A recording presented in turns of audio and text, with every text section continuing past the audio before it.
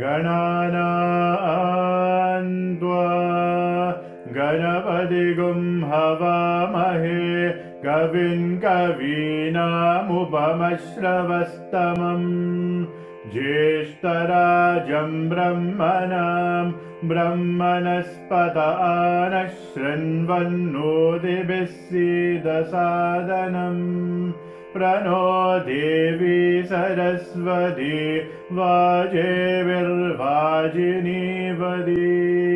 दीनामवित्रयवधू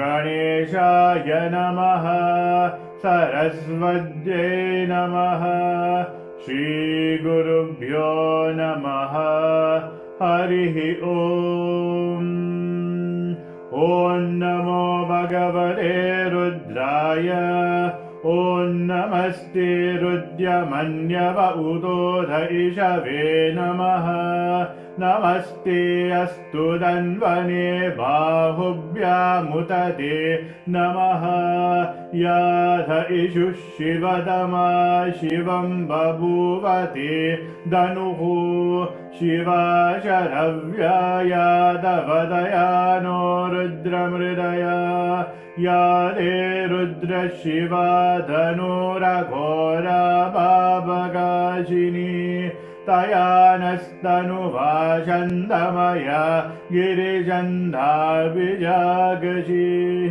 यामिषं गिरिजन्धहस्ते विपश्यस्तवे शिवां गिरिददां कुरु माहि गुंसि पुरुषं जगत् शिवेन वचसा ध्वा गिरिजाच्च वदामसि यदा नः सर्वमिज्जगदयक्ष्मगुं सुमना असद् अद्य वोचदधिवक्ता प्रथमो देव्योऽभिषग् ऐकुश्च सर्वान् जम्बयन् सर्वाश्च यातु धान्यः असौ यस्थाम्रो अरुण उद बभ्रु सुमङ्गलः ये चेमागुं रुद्रा अभितो दिक्षु श्रिदा सहस्रशो वैशागुं एदईमहे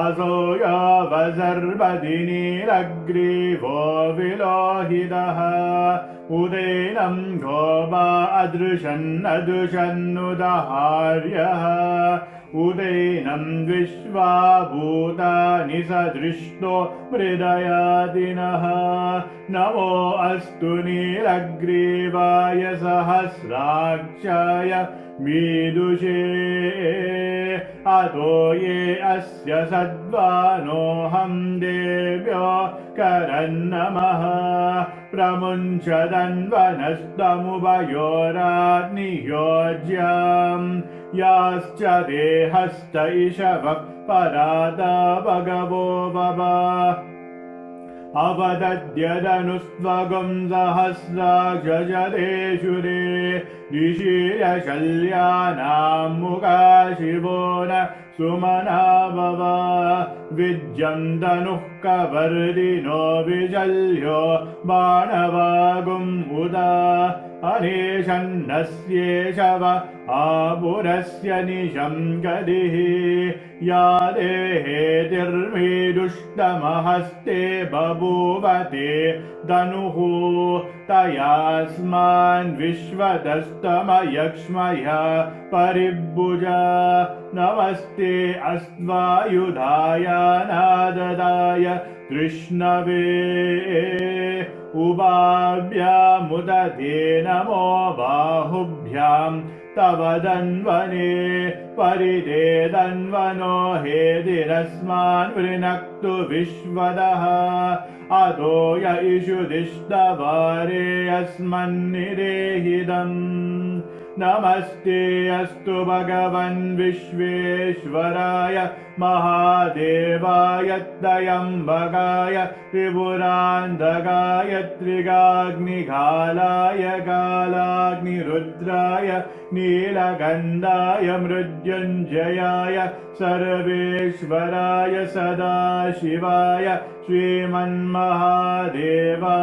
नमः। नमो हिरण्यबाहवे सेनाने द्विजां जपदये नमो नमो वृक्षेभ्यो हरिकेशेभ्यः पशूनां पदये नमो नमः सस्विञ्जराय द्विषेमदेवतीनां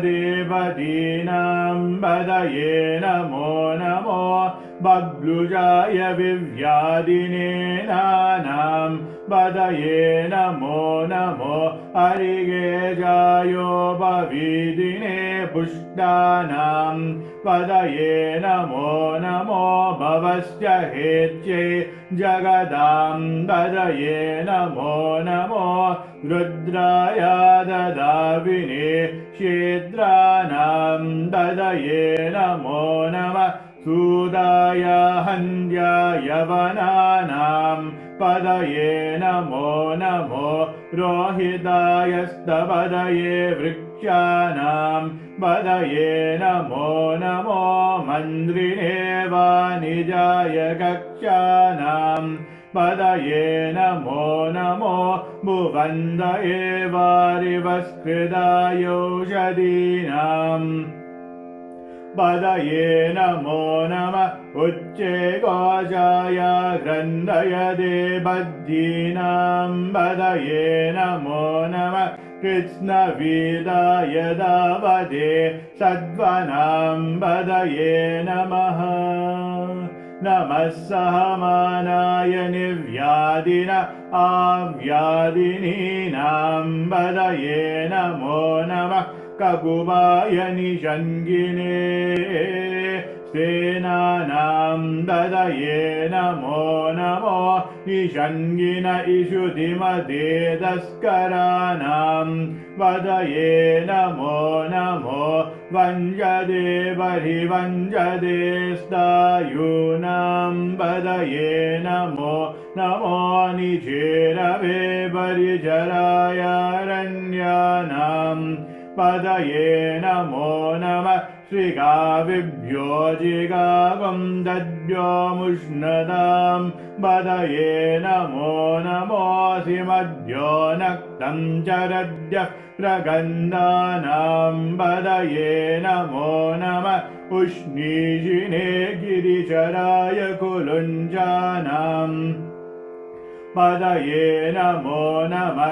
इषुमद्योदन्वाविभ्यश्च वो नमो नमः आदन्वानेभ्यः प्रतिददानेभ्यश्च वो नमो नमः आयच्छद्यो वृषजद्यश्च वो नमो नमोऽस्यद्यो विद्यद्यश्च वो नमो नमः आसीनेभ्यश्च शयानेभ्यश्च वो नमो नमः स्वपद्यो जागृद्यश्च वो नमो नमस्तिष्ठद्यो दावद्यश्च वो नमो नमः सभाभ्यः सभापतिभ्यश्च वो नमो नमो अश्वेभ्यो अश्वपतिभ्यश्च वो नमः नमः व्याधिनीभ्यो विविद्यन्तीभ्यश्च वो नमो नमः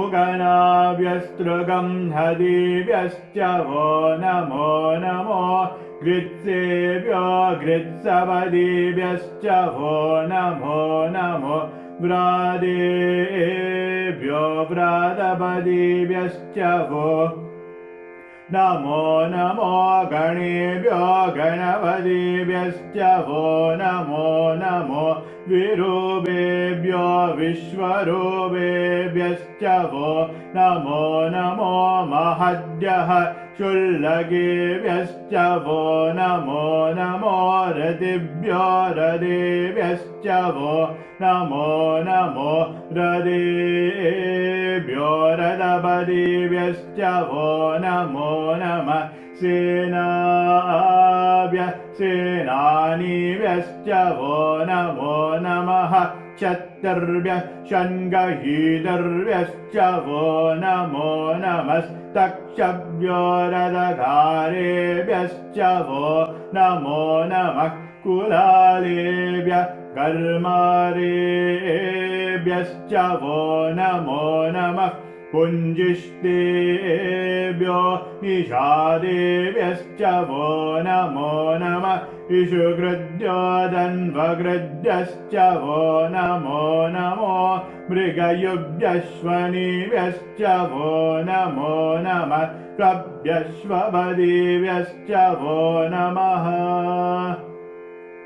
नमो भवाय च रुद्राय च नमः शर्वाय च पशुपतये च नमो नीलग्रीवाय च शितिगन्धाय च नमः कवर्दिने च युक्तगेजाय च नमः सहस्राक्षाय च शतधन्वने च नमो गिरिजाय च शिबिविष्टाय च नमो मीदुष्टमाय चेषुमते च नमो ह्रस्वाय च वामनाय च नमो बृहदे च वर्षीयसे च नमो वृद्धाय च समृद्ध्वने च नमो अग्र्याय च प्रथमाय च नमः आशवेजाजिराय च नमः शीघ्रियाय च शीभ्याय च नमः ऊर्म्याय च वस्वन्याय च नमः सोदस्याय च द्विव्याय च नमो ज्येष्ठाय च कनिष्ठाय च नमः पूर्वजाय च वरजाय च नमो मध्यमाय च वगल्वाय च नमो जगन्याय च बुद्ध्याय च नमः सोऽभ्याय च प्रतिसर्याय च नमो याम्याय च क्षेम्याय च नमः उर्वर्याय च कल्याय च नमः लोक्याय च वदान्याय च नमो वन्याय च कक्ष्याय च नमः श्रवाय च प्रतिश्रवाय च नमः आजुषेणाय चाजुरदाय च नमः शूराय जावविन्धदे च नमो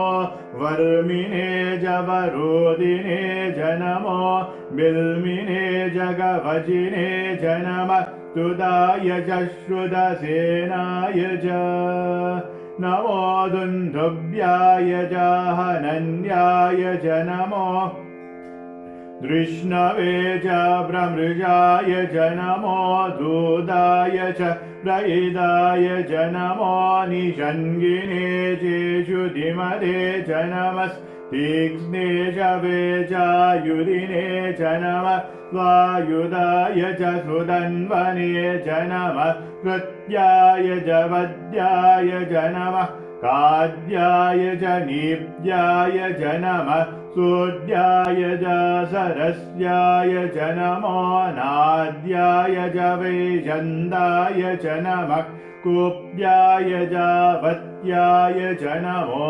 वश्याय च वश्याय च नमो मेघ्याय च विद्युत्याय च नमः ईद्रियाय च दप्याय च नमो वाद्याय च रेश्मियाय च नमो वास्तव्याय च वास्तुवाय च ॐ हर हर हर हर ॐ नमः सोमाय च रुद्राय च नमस्ताम्राय च अरुणाय च नमः शङ्गाय च पशुपतये च नमः उग्राय च भीमाय च नमो अग्रे वदाय च दूरे वदाय च नमो हन्त्रे च हनीयसे च नमो वृक्षेभ्यो हरिकेशेभ्यो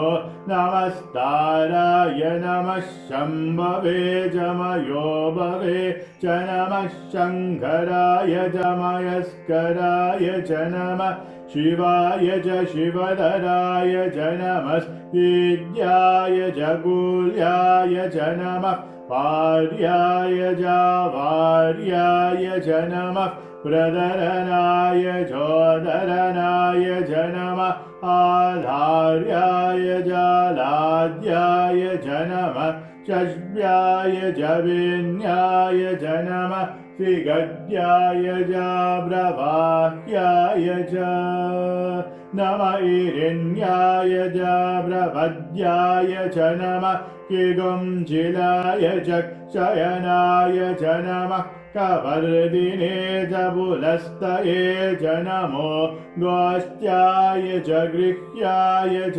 नमस्तल्भ्याय च गेह्याय च नमः काद्याय च गह्वरेस्ताय च नमो हृदयाय च निवेश्याय च नमः पागुंसव्याय च रजस्याय च नमः शुष्क्याय च हरित्याय च नमो लोप्याय चोलप्याय च नमः ऊर्याय च शून्याय च नमः पन्याय च वन्नषद्याय च नमो भगुरमानाय च विघ्नदे च नमः आगिरदे च प्रक्किरदे च नमो किरिकेभ्यो देवानागं हृदयेभ्यो नमो विक्षीणगेभ्यो नमो विचिन्वत्केभ्यो नमः निर्हदेभ्यो नमः आमिवत्केभ्यः द्रावे अन्नसस्वदे दरिद्रन्नीललोहिता येषां पुरुषाणामेषां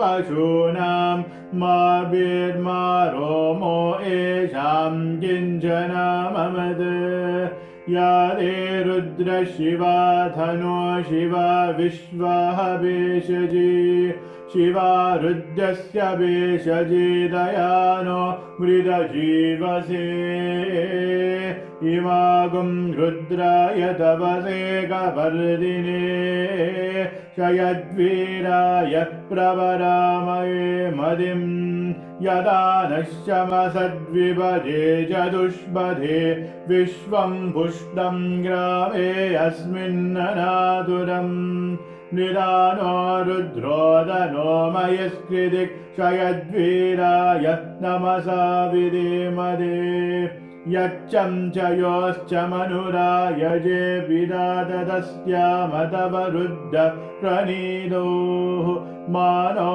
महान्दमुदमानो अर्भकं मान उक्षन्दमुदमान उक्षिदम् मानो बलिः पितरं मोदमादरं प्रियमानस्तनुवो रुद्धरीरिषः मानस्तोकेदनये मान आयुषिमानो गोषुमानो अश्वेषुरीरिषः वीरान्मानो रुद्धवामिदो बलिर्हविष्मन्धो नमसा विधेमदे आराधे गोग्न उदुपूरुषग्ने क्षयद्वीराय त्वं नमस्मेरे अस्तु रक्षाजनो अधिजदेव ब्रूयराजनः शर्म यच्छत् विबर्हाः स्तुहिश्रतं दत्त सदैयुवानं मृगन्न भीममुदमद्दुमुग्रम् विदाचरित्ये रुद्धस्तवानो अन्यन्ते अस्मन्निव बन्धुसेनाः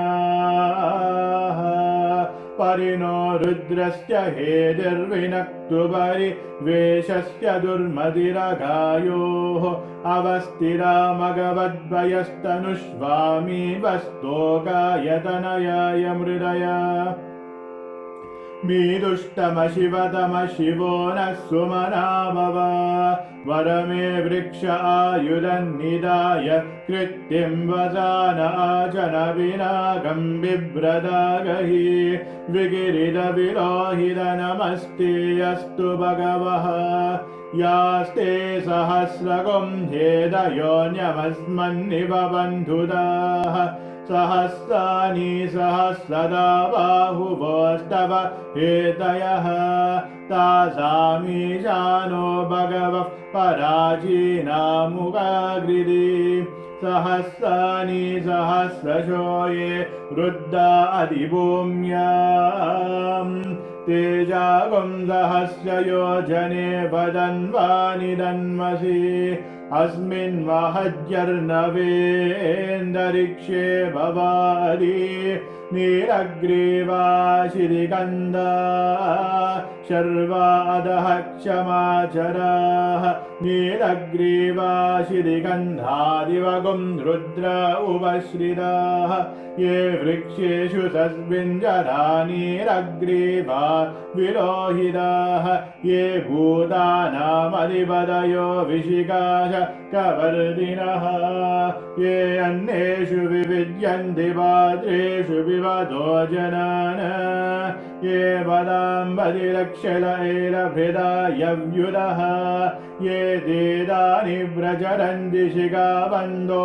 निषङ्गिनः य एतावन्तश्च भूयागुंसश्च दिशो रुद्धाभिदस्थिरे तेषागुं सहस्य योजने वदन्वानि दन्मसि नमो रुद्रेभ्यो ये पृथिव्यां येऽन्तरिक्षे ये दिवि येषामन्नं द्वादो वर्षमिषवस्तेभ्यो दश प्राचे दश दक्षिणा दश प्रदिशे दशोदिशे दशोद्वास्तेभ्यो नमस्ते नो मृदयन्तु देयं विष्मो यश्च नोद्वेष्टितं भो चम्बे ददामि त्र्यम्बके यजामहे सुगन्धिं पुष्टिवर्धनम् उर्वारुकमिव बन्धनात् मृत्योर्मुक्षीयमामृतात् यो रुद्रो अग्नो यो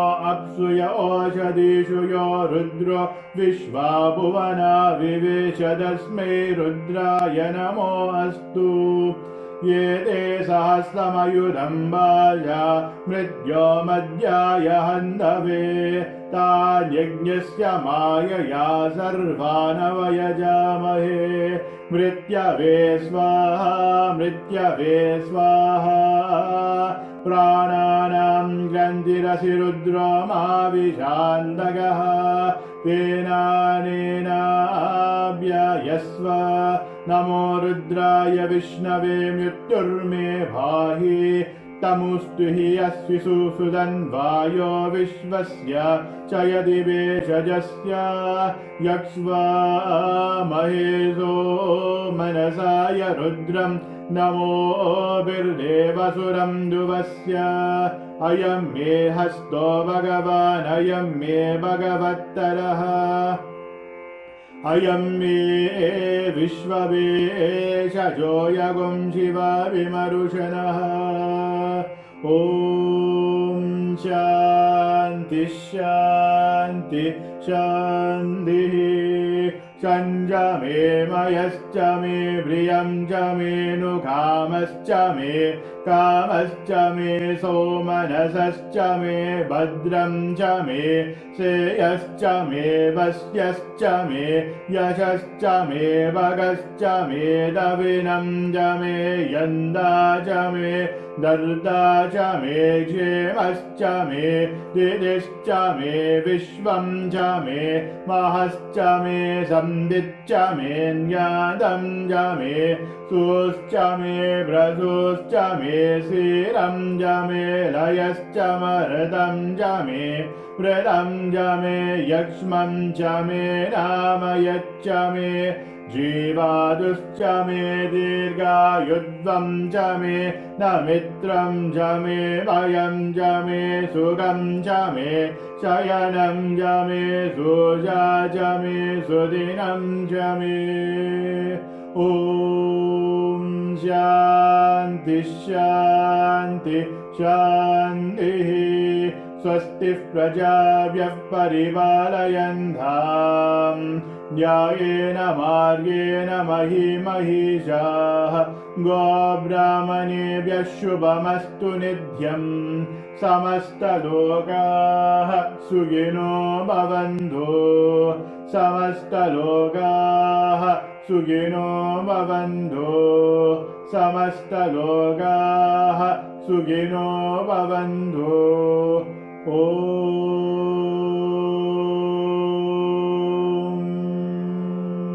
शान्ति शान्ति शान्तिः।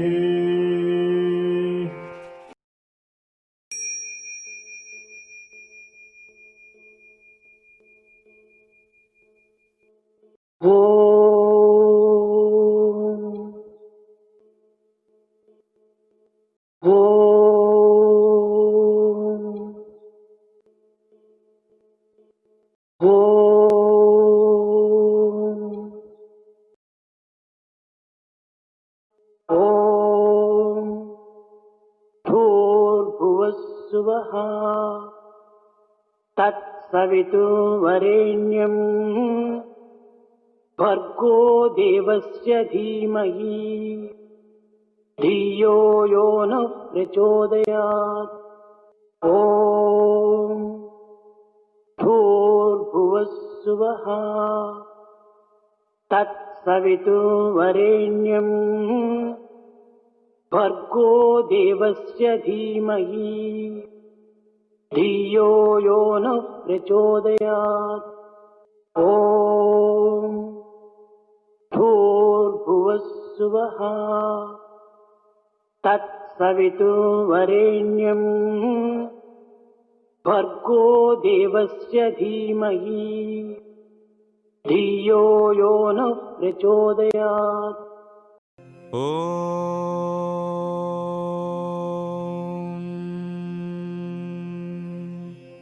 शान्ति शान्ति शान्तिः। गणेश चरणं शरणं गणेश गणेश चरणं शरणं गणेश गणेश चरणं शरणं गणेश गणेश चरणं शरणं गणेश गणेश चरणं शरणं गणेश गणेश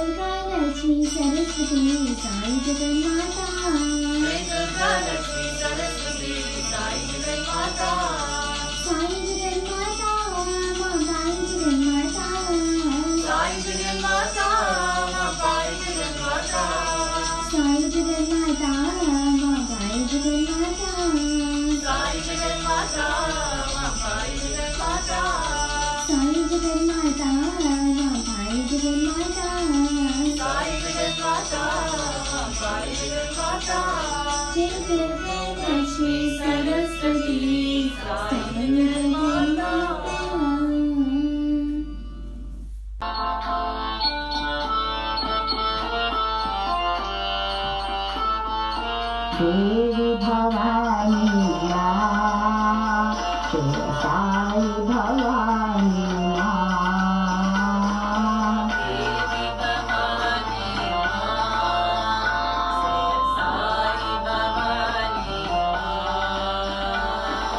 देवी भवानी माँ, जय साई भवानी माँ।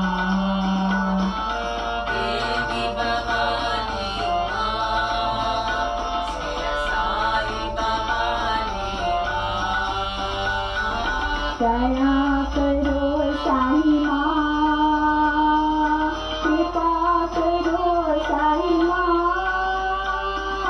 दया करो साई माँ, कृपा करो साई माँ। दया करो साई माँ, कृपा करो साई माँ।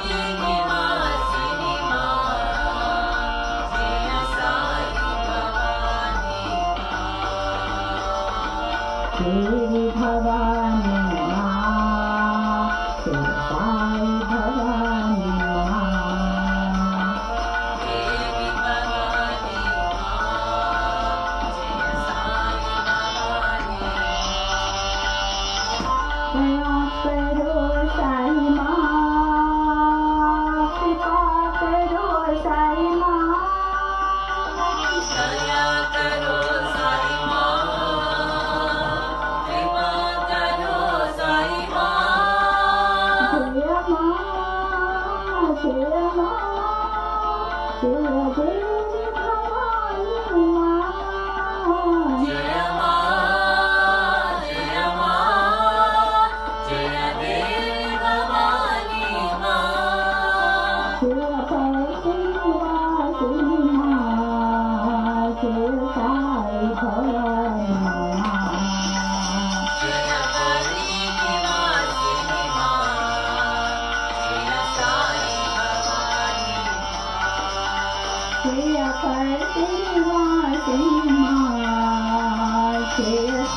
भवानी माँ जय पति निवासिनी माँ जय साई भवानी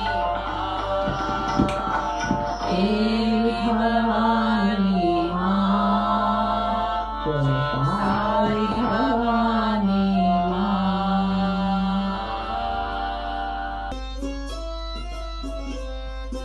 गरुड वाहना नारायणा गरुड वाहना नारायणा गरुड वाहना नारायणा गरुड वाहना नारायणा शेष शयना नारायणा शेष शयना नारायणा शेष शयना नारायणा शेष शयना नारायणा गरुड वाहना नारायणा गरुड वाहना नारायणा श्री लक्ष्मी रमणा नारायणा श्री लक्ष्मी रमणा नारायणा श्री लक्ष्मी रमणा नारायणा श्री लक्ष्मी रमणा नारायणा हरि ओम नारायणा हरि ओम नारायणा हरि ओम नारायणा हरि ओम नारायणा गरुड वाहना नारायणा गरुड वाहना नारायणा शेष शयना नारायणा शेष शयना नारायणा गरुड वाहना नारायणा गरुड वाहना नारायणा श्री लक्ष्मी रमणा नारायणा श्री लक्ष्मी रमणा नारायणा श्री लक्ष्मी रमणा नारायणा श्री लक्ष्मी रमणा नारायणा हरि ओम नारायणा हरि ओम नारायणा हरि ओम नारायणा हरि ओम नारायणा गरुड वाहना नारायणा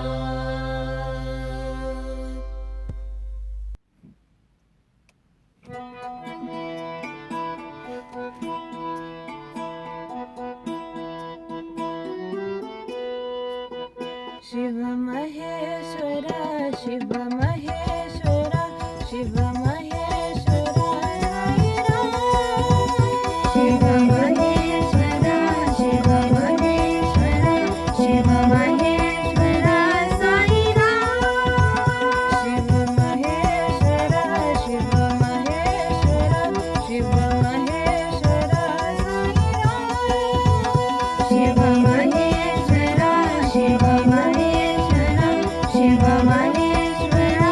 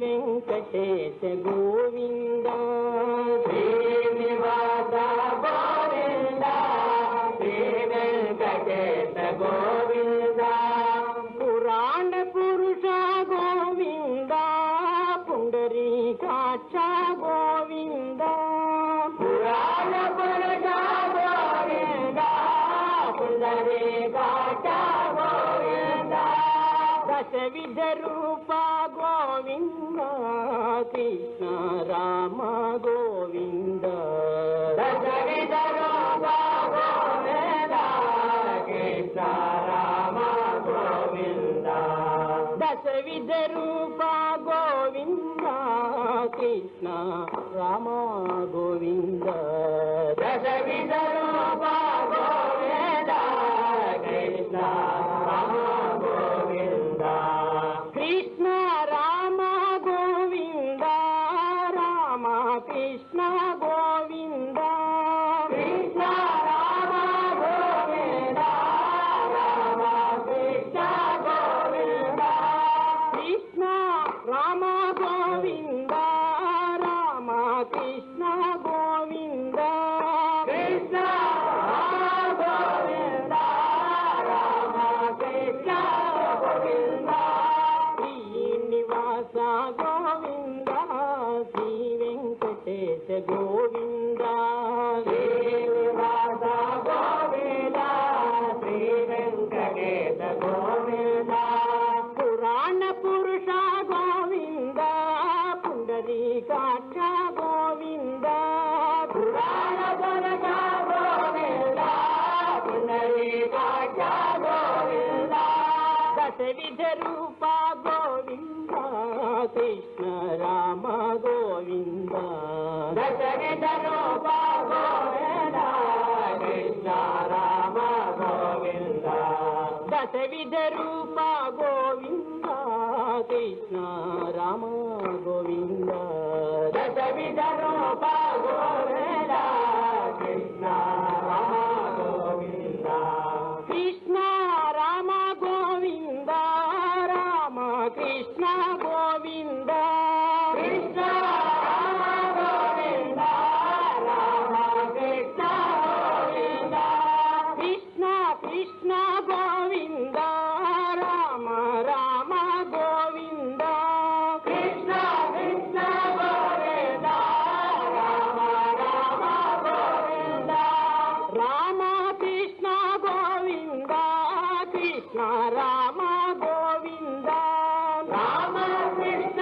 గోవింద కృష్ణ రామ గోవింద రాధే శ్యామ గోవింద సీతారామ గోవింద రాధే శ్యామ గోవింద సీతారామ గోవింద రామ సీతా గోవింద కృష్ణ శ్యామ గోవింద రామ సీతా గోవింద కృష్ణ శ్యామ గోవింద గోవింద హరి గోవింద గోపాల హరి గోపాల గోవింద హరి గోవింద గోపాల హరి గోపాల గోవింద హరి గోవింద గోపాల హరి గోపాల గోవింద హరి గోవింద గోపాల హరి గోపాల గోవింద హరి గోవింద గోపాల హరి గోపాల గోవింద హరి గోవింద గోపాల హరి గోపాల గోపాల హరి గోపాల గోవింద హరి గోవింద గోపాల హరి గోపాల గోవింద హరి గోవింద కృష్ణ కృష్ణ గోవింద రామ రామ గోవింద కృష్ణ కృష్ణ గోవింద రామ రామ గోవింద రామ కృష్ణ గోవింద కృష్ణ రామ గోవింద రామ కృష్ణ గోవింద కృష్ణ రామ గోవింద రామ కృష్ణ గోవింద కృష్ణ రామ గోవింద రామ కృష్ణ గోవింద కృష్ణ రామ గోవింద రామ కృష్ణ గోవింద కృష్ణ రామ గోవింద రామ కృష్ణ గోవింద కృష్ణ రామ గోవింద రామ కృష్ణ గోవింద కృష్ణ రామ గోవింద రామ కృష్ణ గోవింద కృష్ణ రామ గోవింద రామ కృష్ణ గోవింద కృష్ణ రామ గోవింద రామ కృష్ణ గోవింద కృష్ణ రామ గోవింద కృష్ణ కృష్ణ గోవింద రామ రామ గోవింద కృష్ణ కృష్ణ గోవింద రామ రామ గోవింద రాధశ్యామ గోవింద సీతారామ గోవింద రాధశ్యామ గోవింద సీతారామ గోవింద శ్రీనివాస గోవింద శ్రీ వెంకటేశ గోవింద ॐ तत्सत् श्रीनारायण तु पुरुषोत्तम गुरु तु सिद्धबुद्ध तु स्कन्द विनायक सविता पावक तु सविता पावक तु ब्रह्ममज्ज तु यहोव शक्ति तु येषु पिता प्रभु तु रुद्र विष्णु तु राम कृष्ण तु रहीमताओ तु रहीमताओ तु वासुदेव गो विश्वरूप तु चिदानंद हरि तु अद्वितीय तु अकाल निर्भय आत्मलिंग शिव तु आत्मलिंग शिव तु आत्मलिंग शिव तु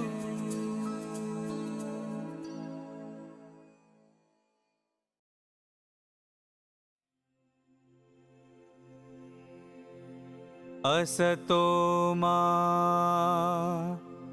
सद्गमया तमसो मा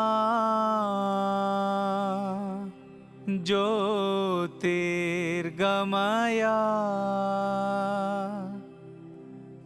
मृत्योर्मा अमृतं गमया।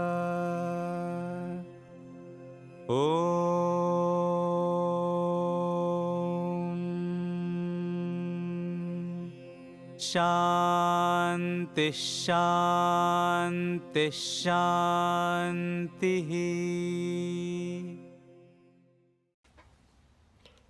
My humble pranams at the lotus feet of our divine Lord and Master, Bhagavan Sri Satya Sai Baba. Life is a song, sing it. Life is a game, play it. Life is a challenge, meet it. Life is a dream, realize it. Life is a sacrifice, offer it. Life is love, enjoy it. Loving Sai Rams, mums, dads, sisters, brothers, young adults, and our lovely Sai Blossoms. Welcome to this morning's devotional program. The Go Green infographic for this morning: plant bee-friendly plants. This provides different options for the bees to pollinate from. Make sure that you try to plant wildflowers that grow in your community. Planting herbs are healthy options for the honeybees. I will now hand you over to Sister Vimla, who will share her experience on one of the 108 names of our Lord Sai. My humble salutations and prostrations at the divine lotus feet of our beloved Bhagavan, and Om Sai Ram, dear aspirants of Sai. My fervent prayer to Swami was my desire to have a little girl for about 2 years, and my desire was not fulfilled in spite of fertility treatment. So the year 1990, I turned to my Lord and Master. During my meditation and chanting, I drew to one of the 108 gems. Om Shri Sai Sarvabhishta Pradaya Namaha, meaning the fulfiller of all kinds of wishes. I prayed and said to Swami, to have this little girl, I'll fast for all the festivals in the year of 1990. I think that was not enough, because I was asking for something quite special. So in September 1990, I prayed to Swami and said, I'll give up my desire of consuming meat and become a vegetarian to have this little girl. My desire to have a baby girl was to provide her with the many opportunities that life has to offer, and I wasn't afforded during my childhood. In January 1991, a strange thing happened. Both my ankles were swollen badly. I went to the doctor, and he was worried. He thought my kidneys may have been affected, and had some tests done. Hold and behold, when my results came, he said I was 6 weeks pregnant. And the first thing I said was, "Thank you, Swami."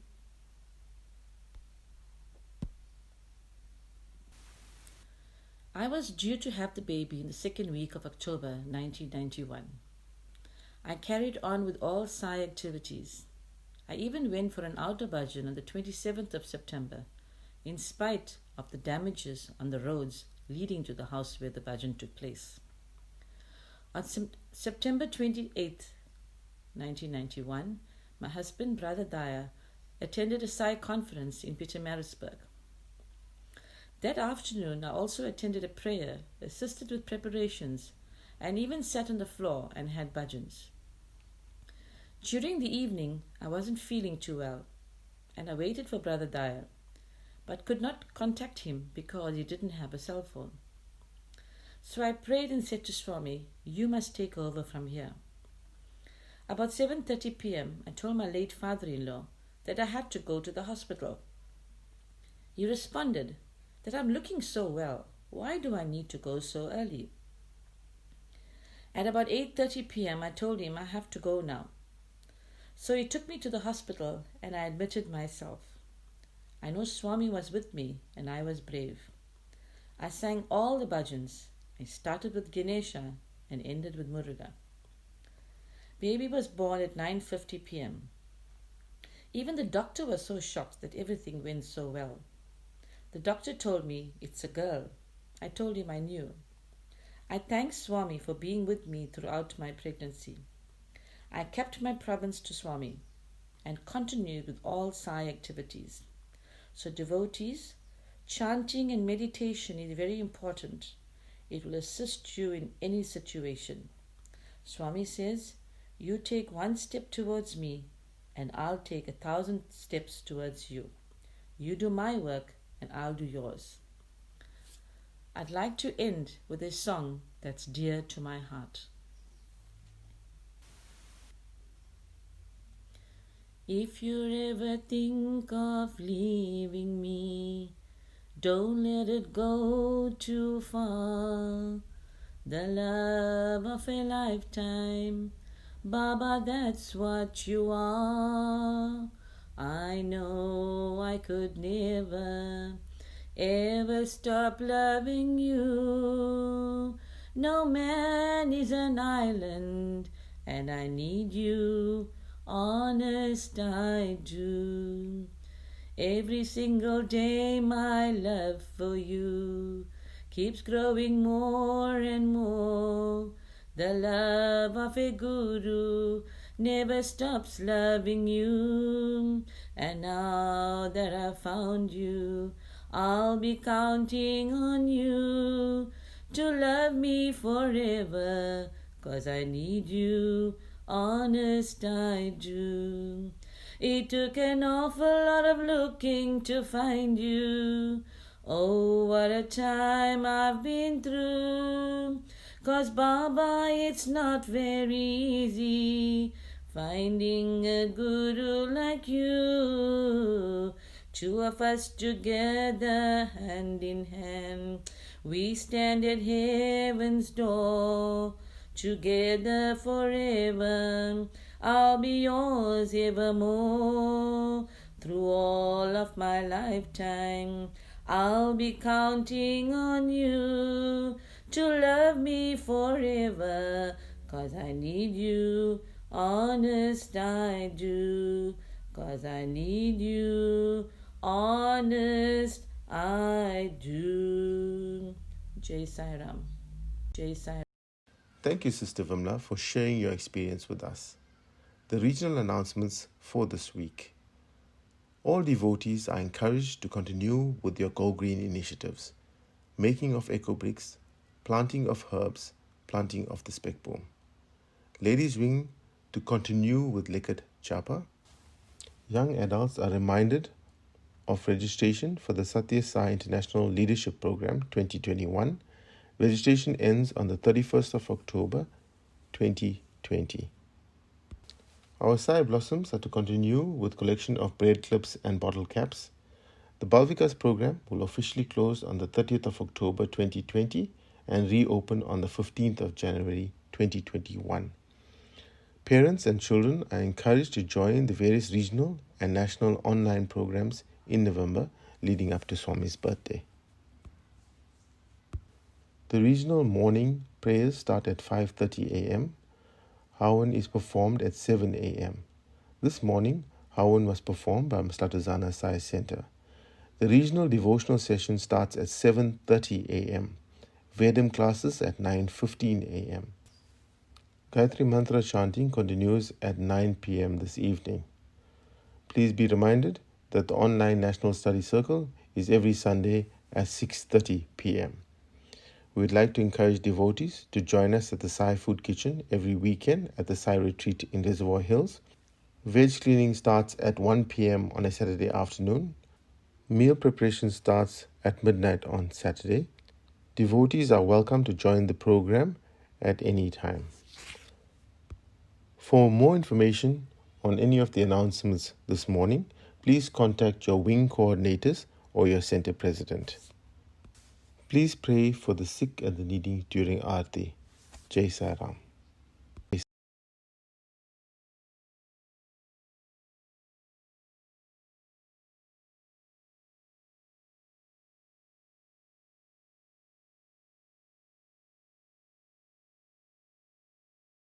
Sai Ram. All of us like to experience miracles in our life. Who doesn't like them? But then, some people seem luckier than the others when it comes to miracles. What we must keep in mind is that every miracle consists of two parts. The first is an event happening, and the second is we recognizing that event as a miracle. In my humble opinion, events happen in everybody's life. All of us get our own share of experiences. However, what we fail is in recognizing it as a miracle. Going ahead, we will examine one of the major causes why we fail to recognize miracles in our life, and it has got to do with our obsession with speed.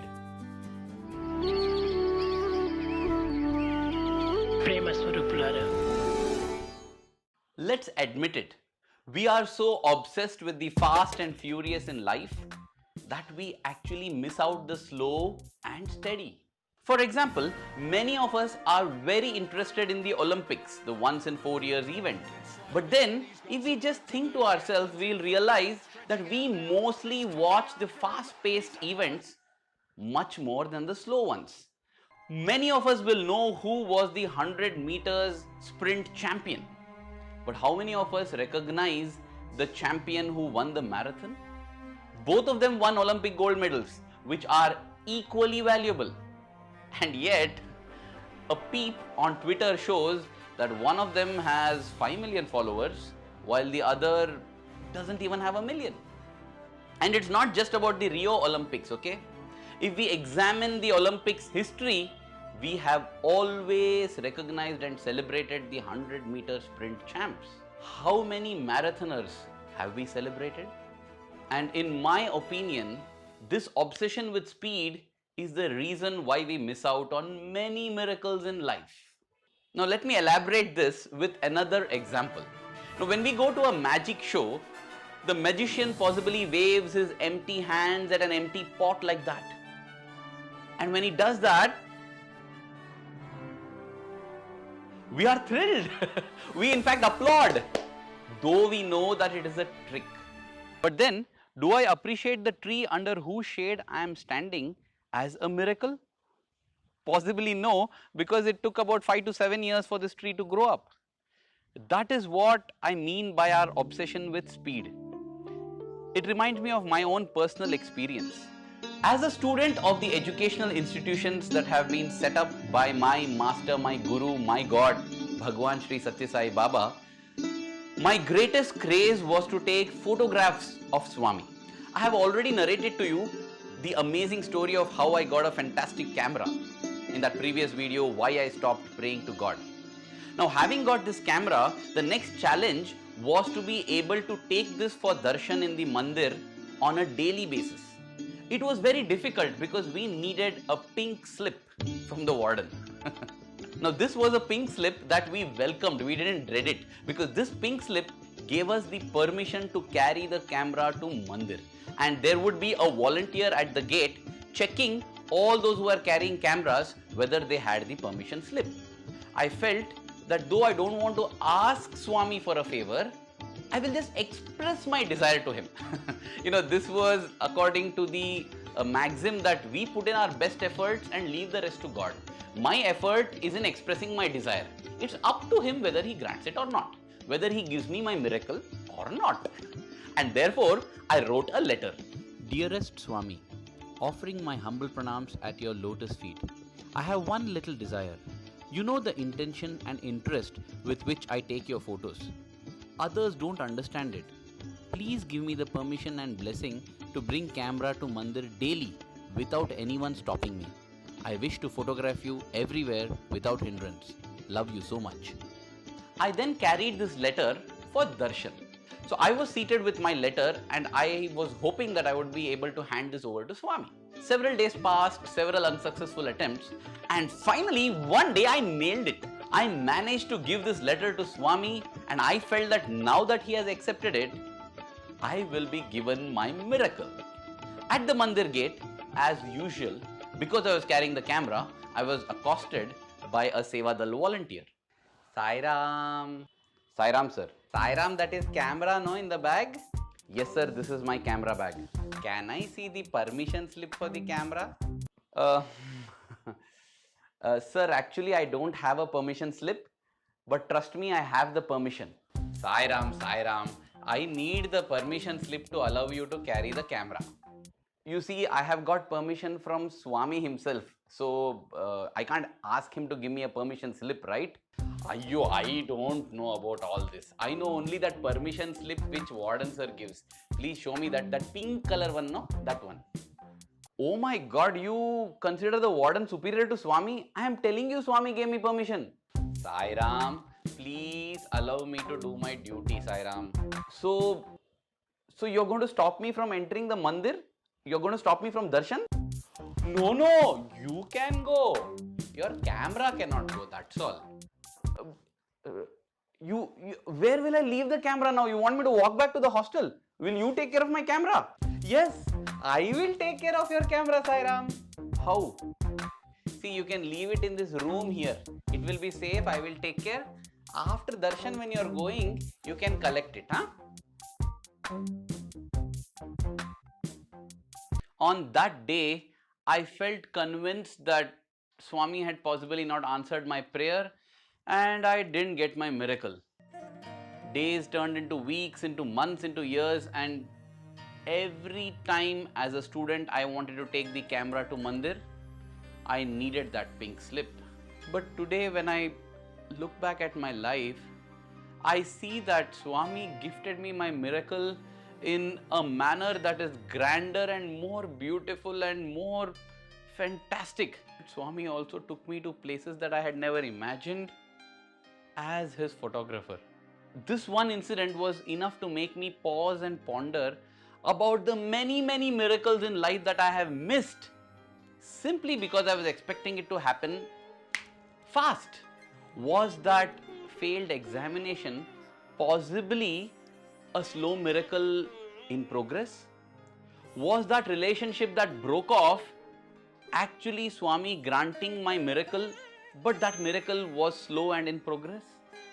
Was me not getting my dream job actually the first step in me getting my actual dream job because it was yet another slow miracle in progress? The list goes on and on, but well, I must conclude this video, and I would like to do so by sincerely praying that I should be alert for these slow miracles in life. Let me not be so obsessed and fascinated by the fast that I miss the beauty, the grandeur, and the loveliness of the slow. I'm sure that you too have had many miracles in life, and you too have failed in possibly recognizing some because they were slow. I would love it so much if you could share in the comments below your own slow miracles. This will not only thrill me, it will thrill every viewer who invariably goes through the comments.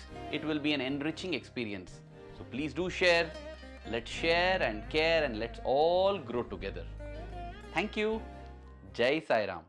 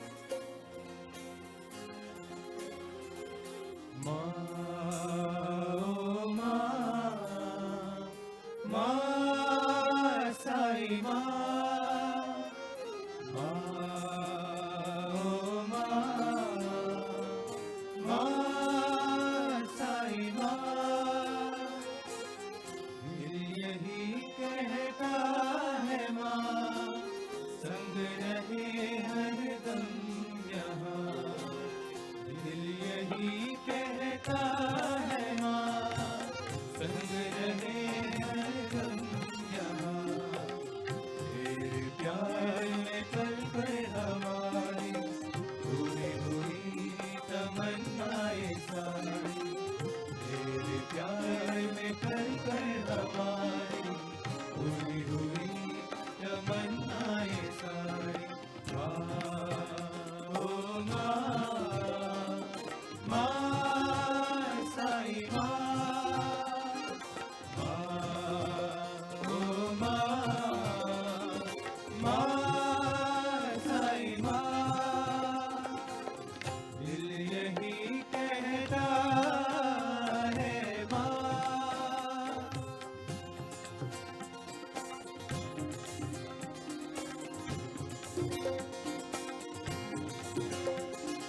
तुम्हीं से हमने जीवन पाया, तुमने हमको जीना सिखाया, तुम्हीं से हमने जीवन पाया, तुमने हमको जीना सिखाया, देकर हमको सुख की छाया, दुख का तूने भार उठाया।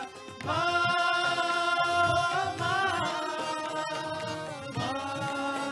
साई माँ, माँ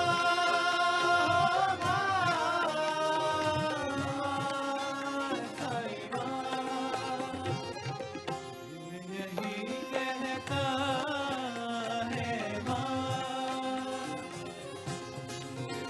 जिंदगी भर नहीं भूलेंगे इन बीते दिनों को माँ, ओ माँ जिंदगी भर नहीं भूलेंगे, प्यार में तेरे हो जाएंगे माँ, ओ माँ, ओ माँ, चाहे मिट जाए चांद सितारे, हम सदा रहेंगे तुम्हारे, चाहे मिट जाए चांद सितारे, हम सदा रहेंगे तुम्हारे।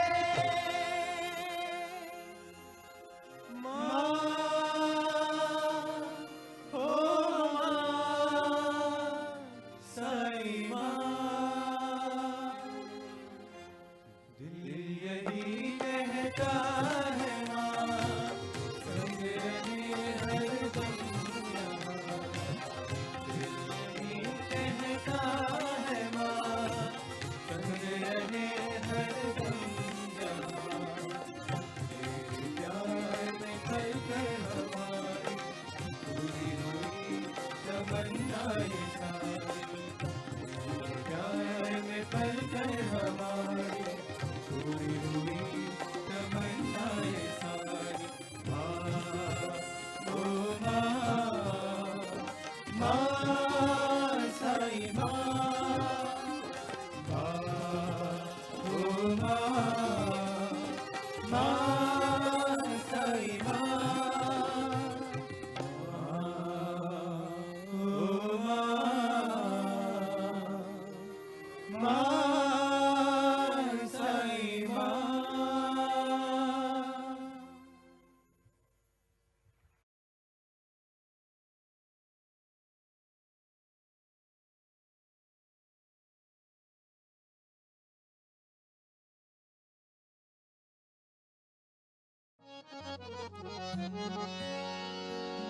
ओम जय जगदीश हरे, स्वामी सत्य साई हरे, भक्त जना संरक्षक, भक्त जना संरक्षक, पति महेश्वरा, ओम जय जगदीश हरे। शशिवदना श्रीकरा, सर्वा प्राणपते, स्वामी सर्वा प्राणपते, आश्रित कल्पलतिका, आश्रित कल्पलतिका, आपतांधवा, ओम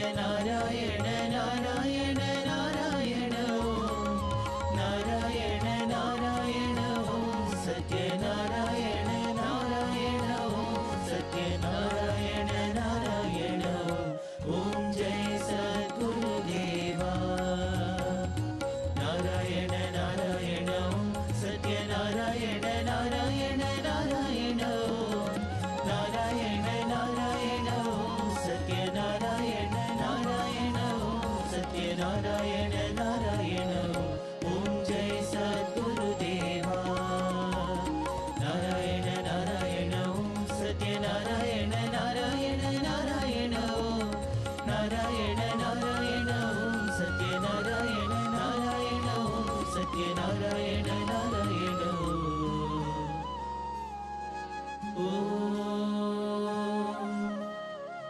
जय सद्गुरुदेवा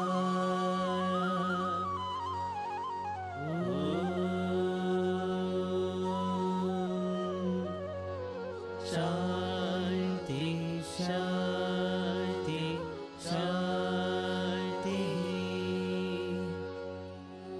समस्त लोकाः सुखिनो भवन्तु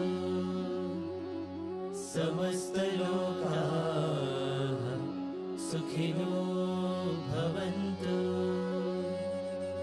समस्त लोकाः सुखिनो भवन्तु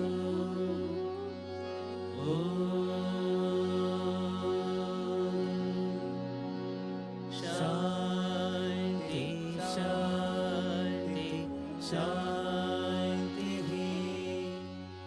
जय बोलो भगवान श्री सत्य साई बाबा जी की जय परमं पवित्रं बाबा विभूतिं परमं विचित्रं लीला विभूतिं परमार्थ इष्टार्थमोक्ष प्रदानं बाबा विभूतिं इदमाश्रयामि परमं पवित्रं बाबा विभूतिं परमं विचित्रं लीला विभूतिं परमार्थ इष्टार्थमोक्ष प्रदानं बाबा विभूतिं इदमाश्रयामि परमं पवित्रं बाबा विभूतिं परमं विचित्रं लीला विभूतिं परमार्थ इष्टार्थमोक्ष प्रदानं बाबा विभूतिं इदमाश्रयामि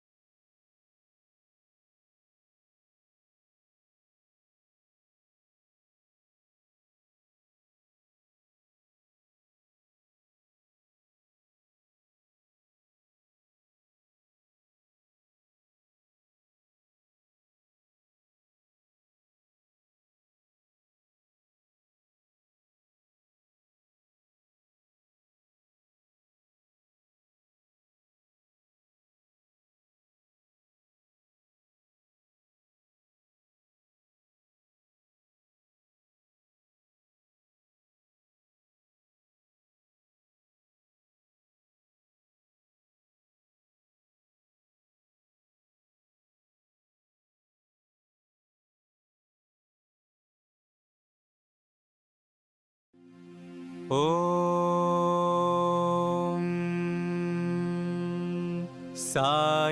साईश्वराय विद्महे सत्यदेवाय धीमहि तन्नः सर्वप्रचोदयात् ॐ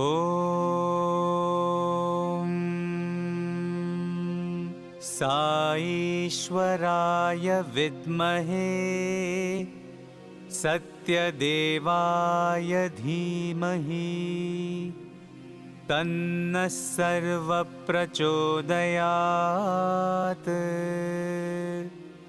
ॐ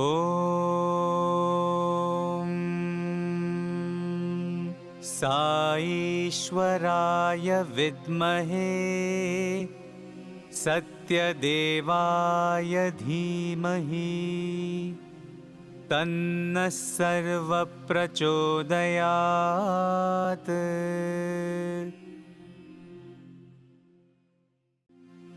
ॐ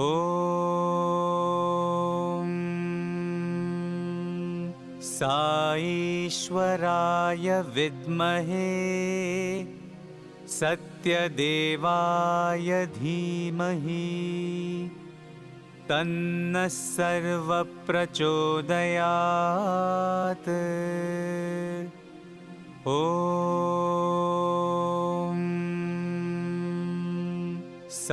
साईश्वराय विद्महे सत्यदेवाय धीमहि तन्नः सर्वप्रचोदयात्।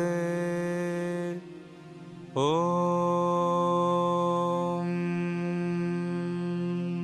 साईश्वराय विद्महे सत्यदेवाय धीमहि तन्नः सर्वप्रचोदयात्।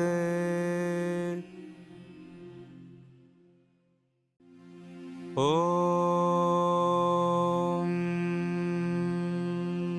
साईश्वराय विद्महे सत्यदेवाय धीमहि तन्नः सर्वप्रचोदयात्।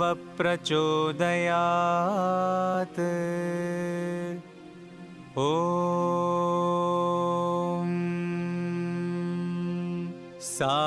साईश्वराय विद्महे सत्यदेवाय धीमहि तन्नः सर्वप्रचोदयात्।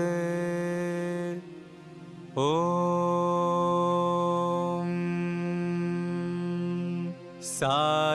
साईश्वराय विद्महे सत्यदेवाय धीमहि तन्नः सर्वप्रचोदयात्।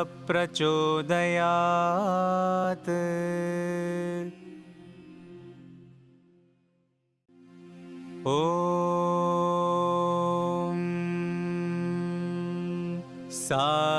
साईश्वराय विद्महे सत्यदेवाय धीमहि तन्नः सर्वप्रचोदयात्। ॐ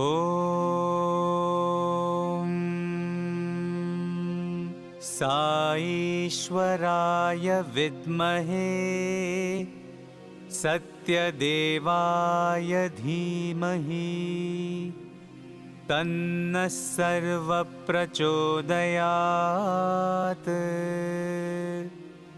ॐ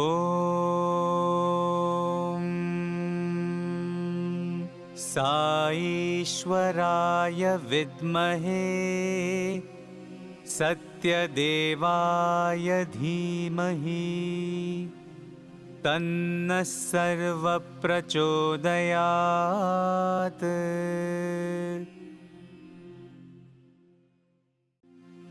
ॐ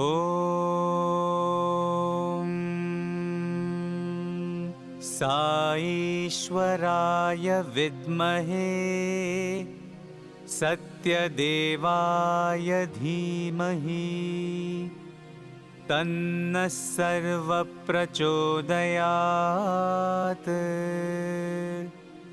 ॐ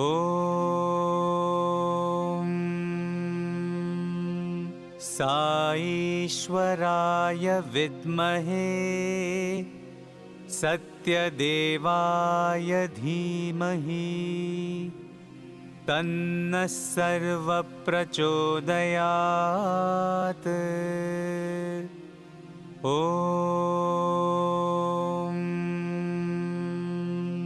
साईश्वराय विद्महे सत्यदेवाय धीमहि तन्नः सर्वप्रचोदयात्।